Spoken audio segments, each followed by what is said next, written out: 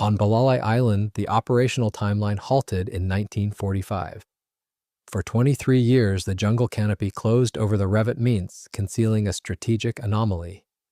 Across the Solomon Islands, many Japanese airfields were smashed by sustained air attack, bombardment, and hard fighting on the ground, leaving their aircraft as scattered, unrecognizable fragments. Balalae was different. Rather than launching a major landing to seize the field, what Allied planners contained the island, tightening the noose with air and sea pressure and letting isolation do what an assault would have cost in blood. When the war ended, aircraft still sat in the revetments, but not as pristine time capsules. Some had been disabled by bombing, others stripped of engines, instruments, or guns before they were abandoned in place, left to the slow, grinding erosion of the tropical environment. In late 1968, a Canadian recovery team arrived to exploit a narrowing preservation window. Their objective was not merely to document a wreck site or retrieve a data plate. They wanted to bring home the core of a rare airframe, enough surviving structure to make a return to flight a possibility, not a promise. The target was an Aichi D3A2 Type 99 carrier bomber, identified by the Allied code name Val. This specific aircraft, commonly cited as manufacturer number 3178, though some records list 3179, sat on its fixed landing gear, surrounded by the secondary growth of the rainforest. The recovery operation faced a set of constraints that had protected the site for 2 decades. The island was remote, lacking deep water docks or industrial equipment. The airfield was littered with unexploded ordnance from past bombing and anti-aircraft fire, complicating any movement of heavy machinery. The team, led by Bob Diemert, had to rely on manual labor and mechanical advantage rather than hydraulic cranes or heavy transport vehicles. The Aichi Val itself presented a unique logistical challenge. Unlike many compact single-seat fighters, the Val's broad wing and center section geometry made it an awkward load from the start. The structure was robust, designed for the high G loads of dive bombing, but it was also unwieldy on the ground. The fixed landing gear increased the vertical clearance required for any extraction path, and the wingspan of nearly 47 feet meant that moving the aircraft through the dense jungle required aggressive clearing. The preservation of manufacturer number 3178 was a paradox. The same jungle that made access nearly impossible had shielded the aluminum skin from the direct scour of sand and ultraviolet radiation. However, the humidity was constant. The airframe was a captured volume of moisture, and the interaction between the aluminum structure and the steel components was approaching a critical threshold. The recovery team was racing against a chemical clock. Every year, the aircraft remained in the revetment. The structural integrity required for a future flight was compromised further. The survey of the site revealed a landscape of dormant violence. The revetments, earthen berms designed to protect parked aircraft from blast fragmentation, had become planters for heavy vines. The Val sat within this confinement, its tires rotted, but its struts effectively holding the fuselage above the mud. This separation from the ground was the primary reason the airframe was not already consumed by corrosion.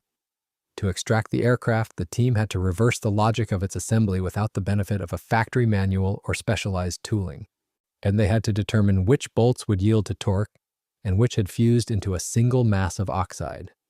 The decision to recover this specific machine was driven by its rarity and its condition, but the execution depended on solving a geometry problem.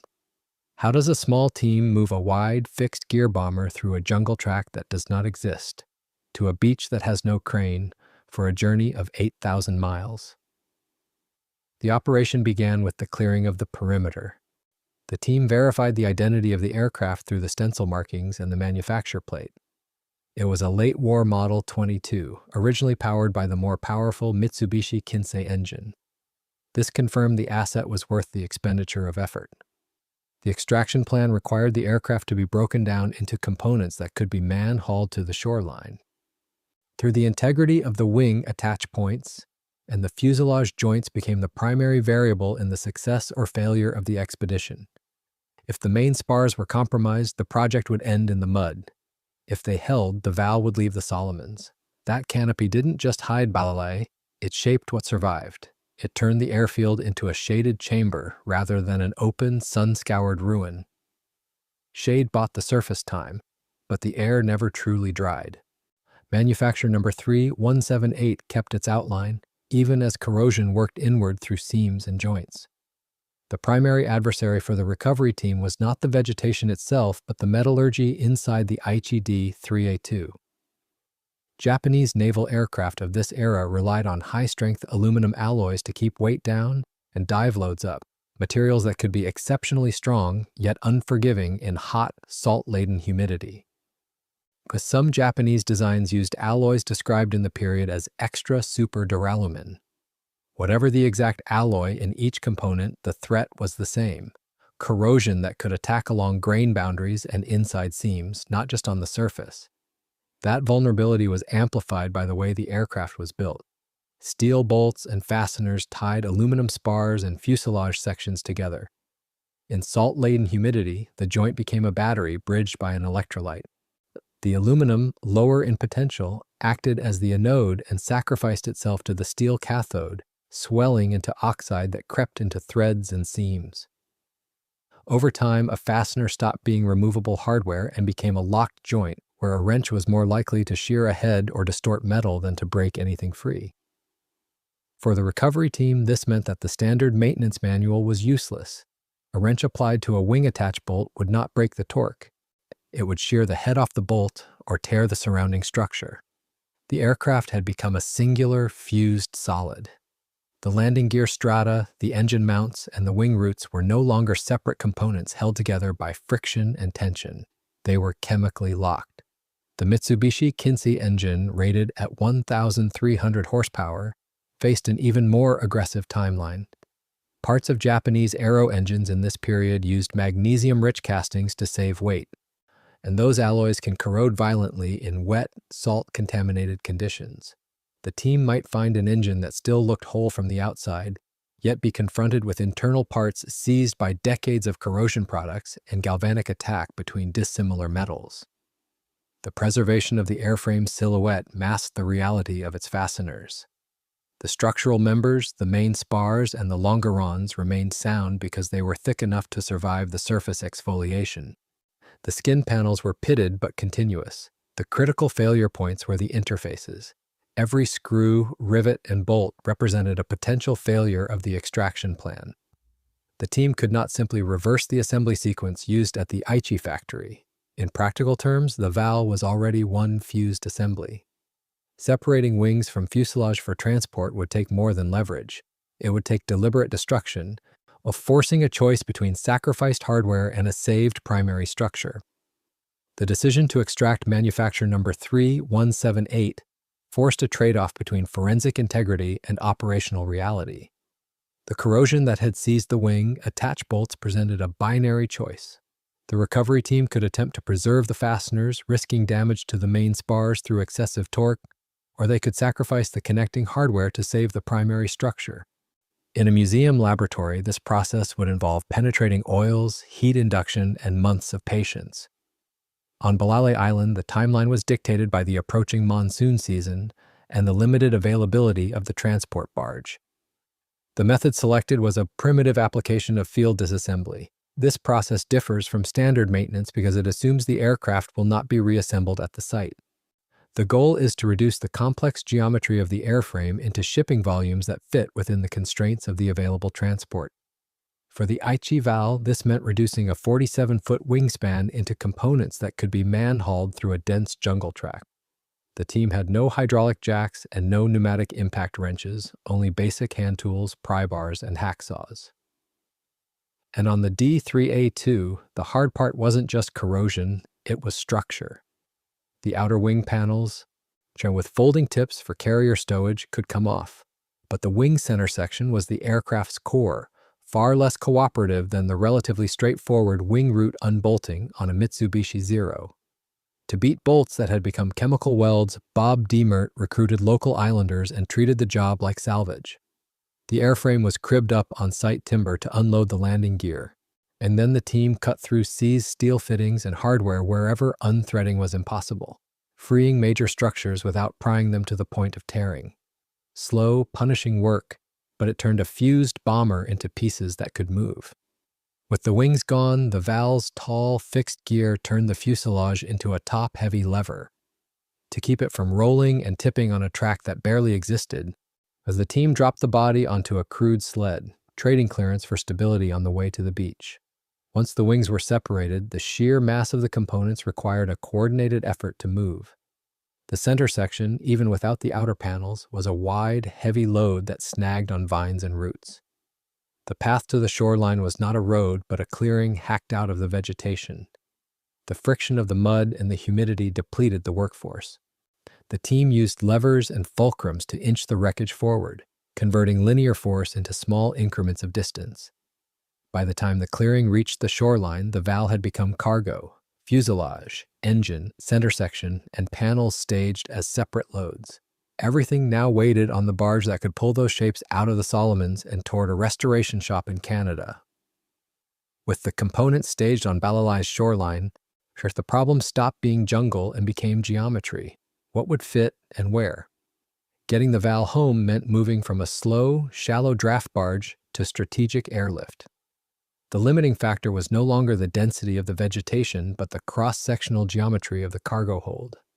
The first leg of the transport involved moving the airframe from the Solomon Islands to Port Moresby in Papua New Guinea. This was accomplished by sea, exposing the already corroded aluminum to direct salt spray.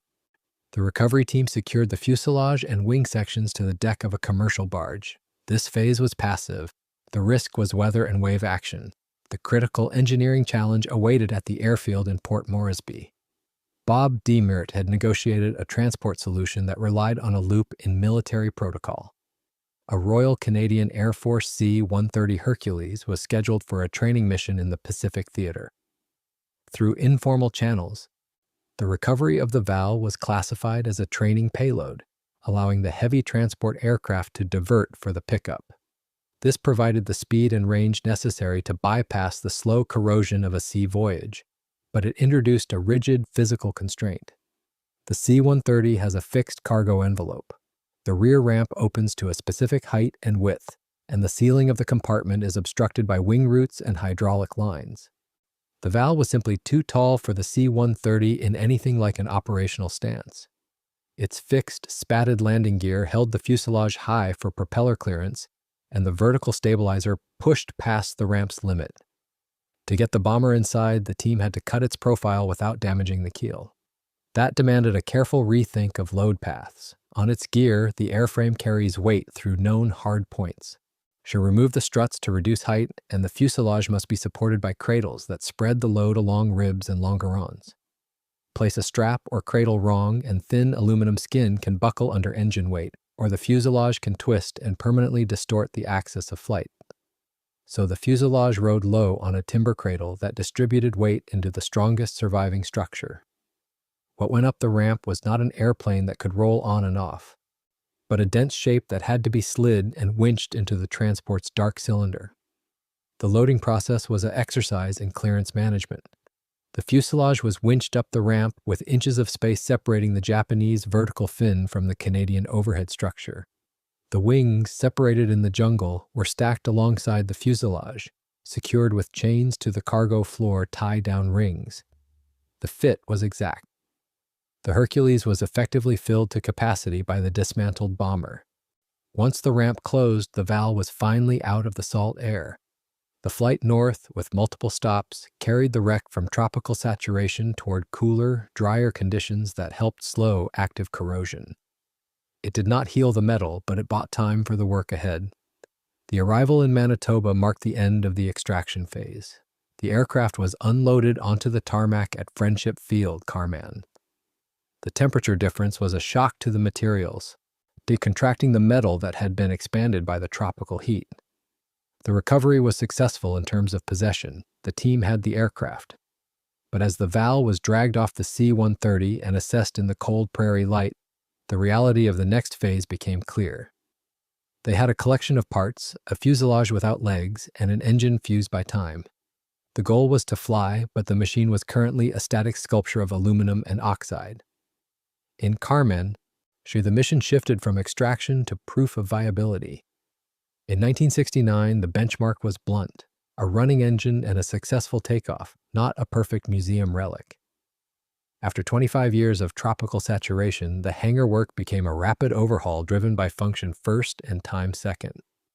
The primary obstacle was the propulsion system. The original Mitsubishi Kinsei 54 radial engine was a casualty of the galvanic corrosion process. The magnesium crankcase had reacted with the steel liners, fusing the internal components into a solid block. Sourcing a replacement Kinsei in working order was statistically impossible in North America. The decision was made to modify the firewall forward. The team selected a Wright R-2600 Cyclone, an American radial engine readily available from surplus stocks.